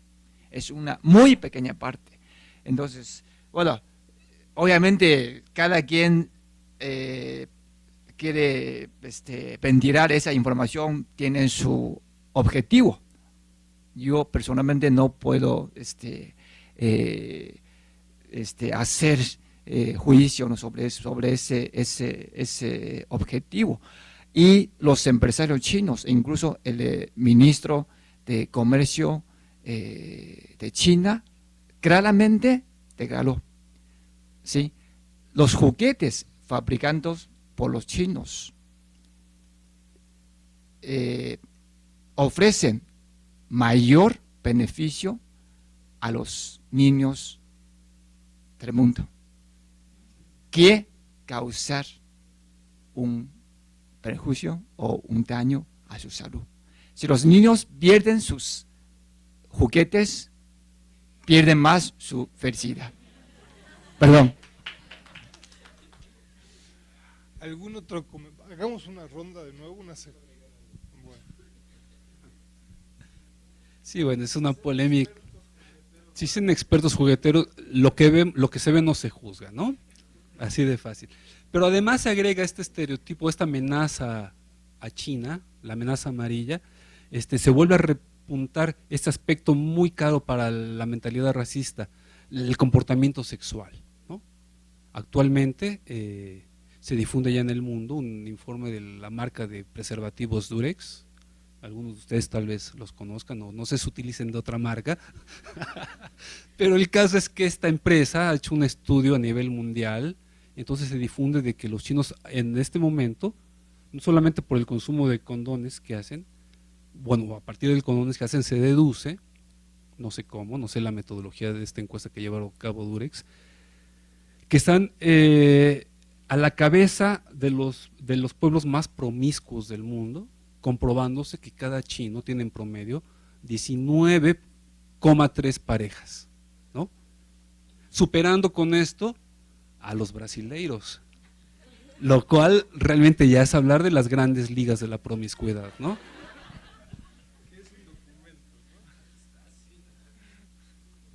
¿Alguien más? A ver, 1, 2 y 3. A ver si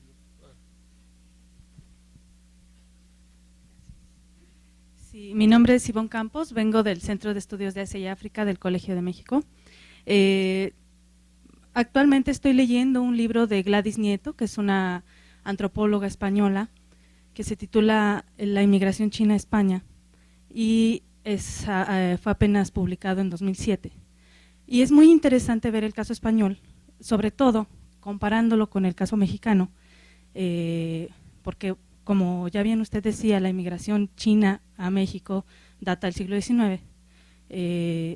Sin embargo, en España, a pesar de que han tenido contacto con China desde la época colonial, por lo menos, digamos, indirectamente, a través del sistema colonial en Filipinas, la autora hace solo referencia a la inmigración masiva de chinos sucedida en la década de los 90, y lo que presenta es un panorama similar de antichinismo al que se vivió en México en los años 20, sin la violencia del ejercicio antichino mexicano. Sin embargo, existen los temores de la presencia extendida de la población china en España, y al respecto, bueno, me parece interesante destacar que es un fenómeno actual, es decir, aunque en México ya en la actualidad no se ejerza con violencia el antichinismo, perdura no solo en México, sino, como ya lo mencionaba, a nivel mundial, una especie de temor ante la presencia china, no solamente en el aspecto económico, sino también como una forma de convivencia con una cultura que, a pesar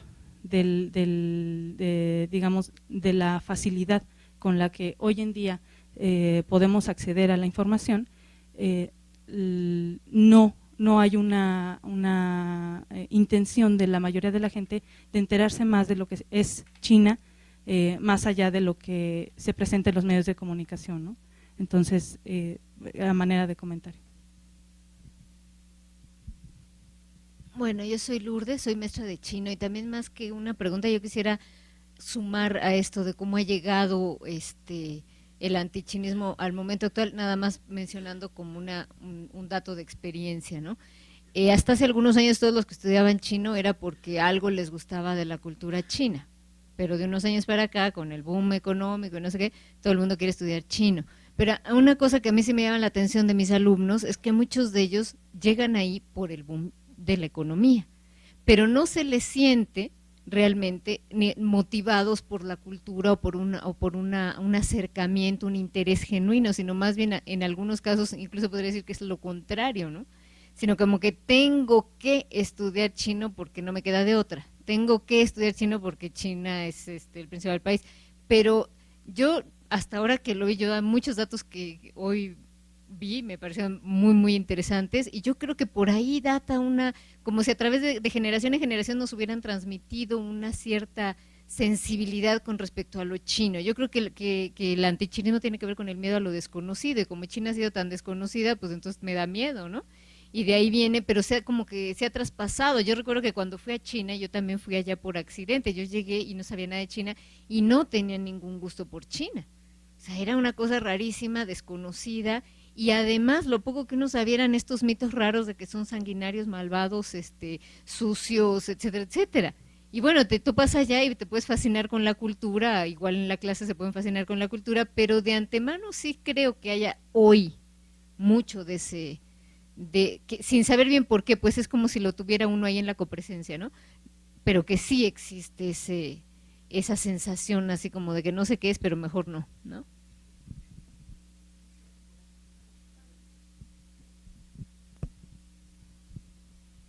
Hola, buenos días. Yo vengo de la Universidad de Viena y estoy haciendo una investigación en el Instituto de Investigaciones Jurídicas. Como no soy mexicana, este hecho del racismo mexicano hacia los chinos me asombró muchísimo. He estado en China, he compartido tiempo con mexicanos en China. Como latinoamericana, pues soy de origen argentino, he visto cosas muy similares en las que me sentía muy cercana a los chinos más que a algunas naciones europeas. Por eso me asombra mucho descubrir este racismo tan intenso, ¿no?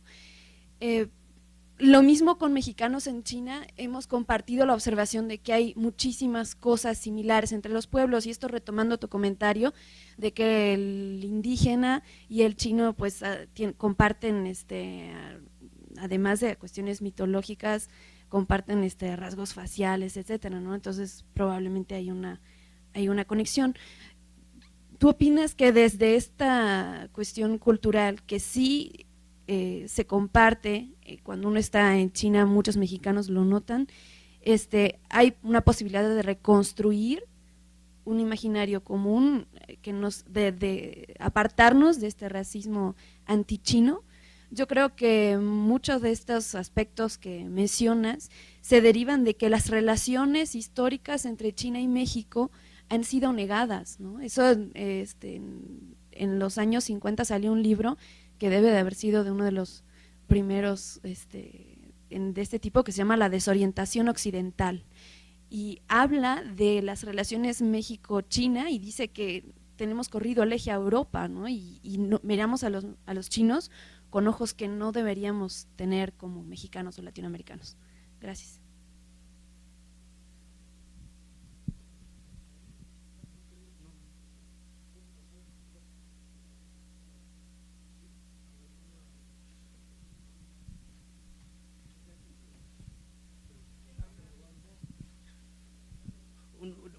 Una petición de un comentario, nada más, no es una pregunta, por un conflicto personal que estoy atravesando en este instante.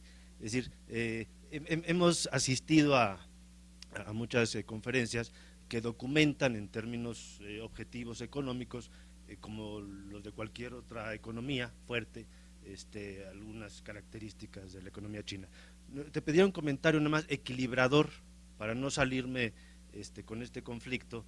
En términos de no podemos, creo, ni caracterizar a China como una realidad homogénea, hostil y perjudicial contra el mundo, pero tampoco quizá, pregunto, o te pido este comentario equilibrador, cómo ahora caracterizarlos como los benefactores de la felicidad de los niños del mundo.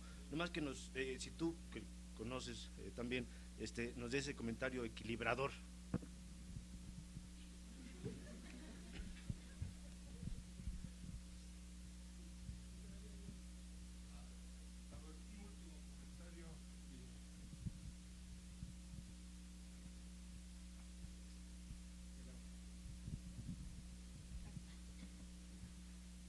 Gracias, soy Carolina. Bueno, ok. Yo estoy trabajando en una compañía china que se llama TCL, y bueno, es curioso el comentario que les voy a hacer, porque creo que el sentimiento de que los otros son los flojos se comparte con los chinos, porque curiosamente en esta compañía dicen que los mexicanos somos muy flojos, y que no se puede hacer nada con nosotros. Y bueno, era nada más para que, yo creo que con este comentario que acaba de hacer el señor se equilibra, porque digo, es parte de los dos, ¿no? Siempre pensamos que el otro está mal o algo así, o sea, es un sentimiento muy humano.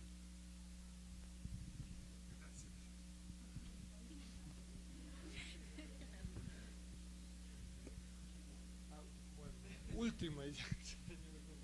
Gracias por la deferencia. Yo soy Wu Yunheng, director de la revista China Hoy. A lo mejor ustedes conocen la revista. Bueno, muchas gracias por la exposición del doctor Jorge Gómez.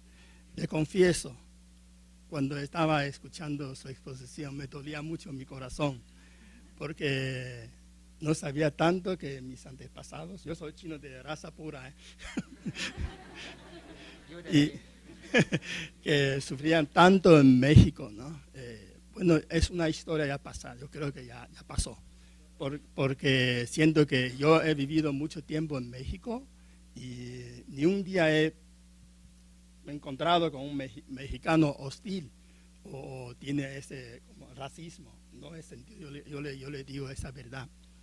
Pero que yo creo que también nosotros tenemos que hacer un esfuerzo conjunto, no solamente para borrar esa historia, sino para que fomentar un buen ambiente para el mejor desarrollo de la amistad y buenas relaciones entre China y México. Yo le puedo decir con toda responsabilidad que en China ni hablamos de una palabra mala de México. Yo no había oído ningún mexicano fue maltratado en China, ni en la historia, ni en la contemporaneidad día hoy, ¿no? Yo no entiendo por qué, con todo respeto, la prensa mexicana, no es una crítica, sino es un comentario muy personal, quiere bailar al son que toca los amigos del norte o de otra parte que no tiene nada que ver con México. Por ejemplo, sobre el juguete. Yo veo hay páginas enteras en México, está hablando de ese juguete, pero cuando China habla, ninguna palabra le hace eco. El compañero estaba hablando de las cejas de las muñecas, pero ayer yo leí una información que dice que 80% de los juguetes fue retirados, fue el error de diseño. Los diseños lo hicieron los dueños y mandaron a China para que hagan algo como hacían así. Entonces, esta parte no habla. Entonces, los chinos hacen mal o cosas así. Yo no veo bueno, ellos tienen razón para no decir, porque tiene su propósito, ¿no? Pero yo no veo razón que la prensa tan parcial, ¿no? Y revela una parte y abandona otra parte. Yo no creo que es una ignorancia o desconocimiento, pero tenemos que decir la verdad, ¿no? Yo no sé, es como usted decía, es una envidia o qué, pero yo no creo que esa no puede detener los pasos de China. Otra cosa, por ejemplo, y en la calle una frase muy famosa es copela al cuello. Un día yo pasé por un hotel, me dice, taxi, yo dije, no, copela al cuello. Bueno, a lo mejor yo lo interpreto como cariñosamente, ¿no? Viendo a un chino, es un cariño, es un mexicano, él no se mezcla algo, pero yo no sé eso cómo interpreta usted, ¿no? En la calle. Muchas gracias.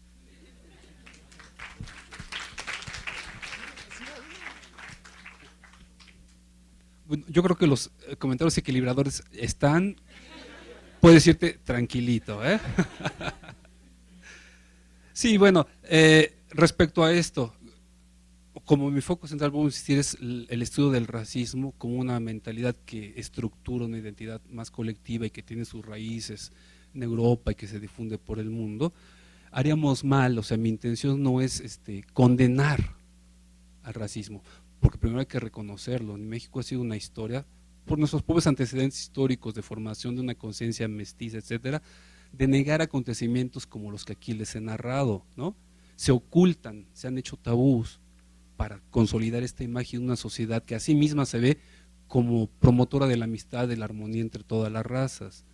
Entonces yo cuando me encuentro con estos acontecimientos, cuando estudio esto y los presento, la primera reacción antes del impacto del levantamiento de los indígenas zapatistas en 1994, antes de esa fecha, este tema era en México intencionalmente desconocido por así convenir a los intereses de diversas élites políticas, intelectuales y académicas, ¿no? Como el ejemplo que les he narrado.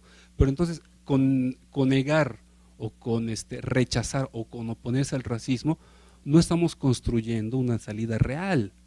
De hecho, eso es lo que ha hecho el movimiento antirracista tradicional desde que Hitler en 1945 fue derrotado y fue identificado como la encarnación absoluta del racismo. Desde entonces hasta la fecha, la ONU, a través de la UNESCO y todo un ejército de intelectuales comprometidos con el verdadero conocimiento, pues se han dedicado a desarrollar eventos, congresos, difundir publicaciones antirracistas. Entonces ellos dijeron, muerto Hitler, se acabó la rabia, ¿no? Pero resulta que el racismo no murió. Los científicos se contentaron con decir, el racismo ya no existe porque derrotamos a Hitler y al nazismo, ¿no? Pero resulta que el racismo reaparece bajo nuevo ropaje, un ropaje que paradójicamente, y esta es una de las características de este movimiento racismo-antirracismo, el antirracismo había afilado sus argumentos, tal vez sin saberlo, que hace imposible que el racismo aparezca con un ropaje novedoso y de mayor aceptación en la opinión pública. Ya no se hablan los racistas actuales en términos de superioridad congénita, ya no se habla de diferencias biológicas, ¿no? Como el argumento para justificar superioridades o inferioridades.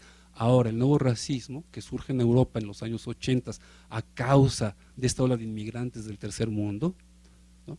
Árabes, musulmanes, africanos y latinoamericanos también, aparece con la consigna de defender las identidades culturales de sus pueblos. Lo que fue una divisa del movimiento de izquierda marxista, antirracista de aquellos años, se convierte ahora en la premisa que permite que el nuevo racismo aparezca con mayor legitimidad ante la opinión pública.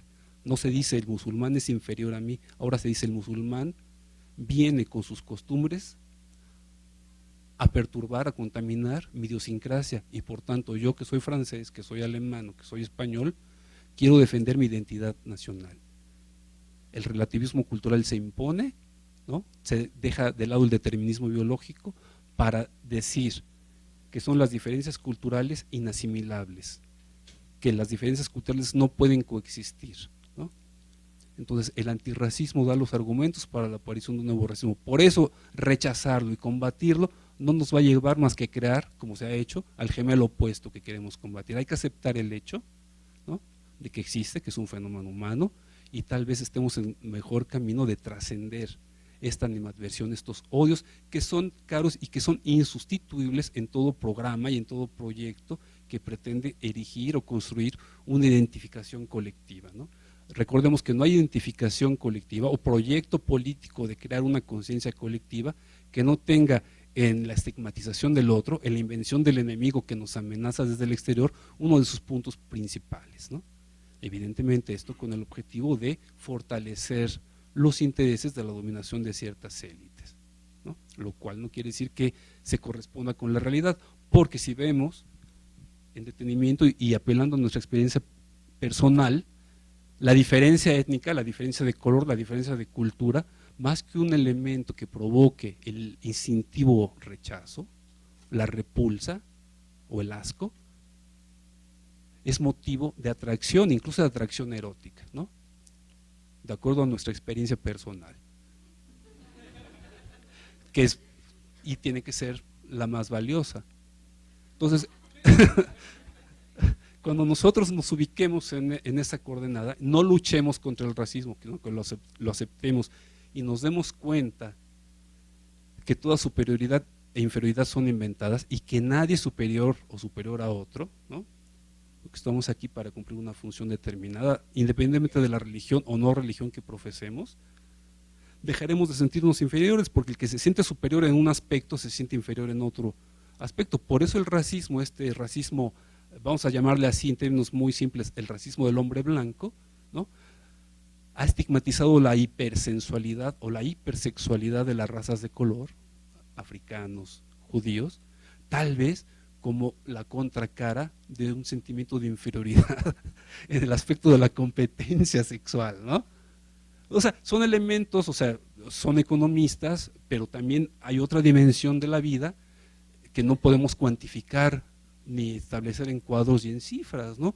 Pero que tienen un efecto determinante en la vida cotidiana de las personas. Eso me parece a mí evidente. Y por último, lástima que ya no hubo tiempo, pero para ver lo que es la situación de las comunidades chinas, cómo esas comunidades chinas que todavía sobreviven en México, muy localizadas en Mexicali y en algunos puntos del norte, en la propia Ciudad de México, siguen viviendo ya como familias integradas chino-mexicanas, pero ellos nos narran en un documental que trajimos y que yo pretendía transmitir, pero ya en otro tiempo, tal vez en otra ocasión podamos ver este documental sobre las comunidades chinas en México hoy en día. Es un documental que se elaboró en 1999, ¿no? Y sirvió como trabajo para graduarse como cineasta a la señorita Luciana Kaplan, ¿no? Entonces ahí se toman documentación de primera mano, entrevistas con personajes de la comunidad china arraigada en México,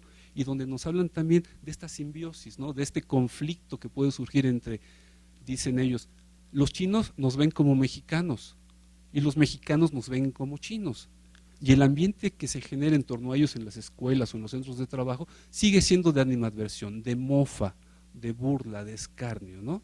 Es decir, es una comunidad que no termina por ser aceptada ni por unos ni por otros, y se vive en ese conflicto. Siguen manteniendo sus tradiciones chinas, celebran el carnaval, transmiten su lenguaje, mandan a sus hijos a China, pero no son al 100%, según sus propias palabras, aceptados como chinos. Y los mexicanos pues los seguimos viendo como parte del folclore, ¿no? Del folclore rural, pero siempre con un dejo de conmiseración, para decirlo de la manera más simpática. Entonces, bueno, ahí está ese documental, les doy la noticia, se llama Cuentos Chinos y se puede pedir en el Centro de Capacitación Cinematográfica. La autora es Luciana Kaplan. Yo creo que sería interesante echarle un vistazo. Pues nada, yo les doy las gracias por su atención y espero que continuemos el contacto. Ahí están mis datos por si ya se quiere establecer una comunicación más directa, y invitarlos a que le echen un vistazo a las publicaciones que trajimos desde la hermana República de Puebla para todos ustedes. Muchas gracias.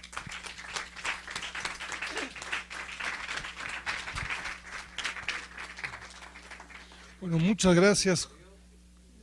Muchas gracias, Jorge.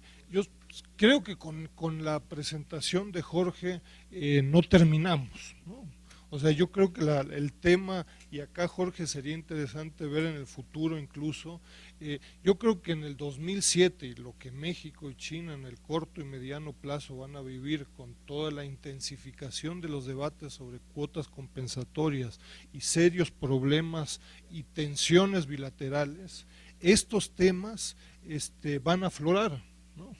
Y yo creo que sería bien interesante ahí, Jorge, y para otros, claro, ver con más detalle el tema de el racismo, incapacidades y sobre todo en el sector privado, yo creo, incapacidades de hacer frente a China, ¿no? Y claro, lo más fácil es echarle la culpa al vecino de todas las culpas internas, ¿no? Porque claro, detrás de China viene la India y vienen otros 20 países, pero en los últimos 10 años, si ustedes revisan al sector público, al sector privado y sobre todo al sector privado, las fuertes declaraciones sobre diversos temas en contra de China, valdría la pena ahí hacer un estudio puntual, simplemente para reconocerlo y ver de ahí cómo se parte, ¿no? Pero muchas gracias de nuevo, muchas gracias, Jorge, y pues bueno, nos vemos en 2 semanas, ¿no? Gracias.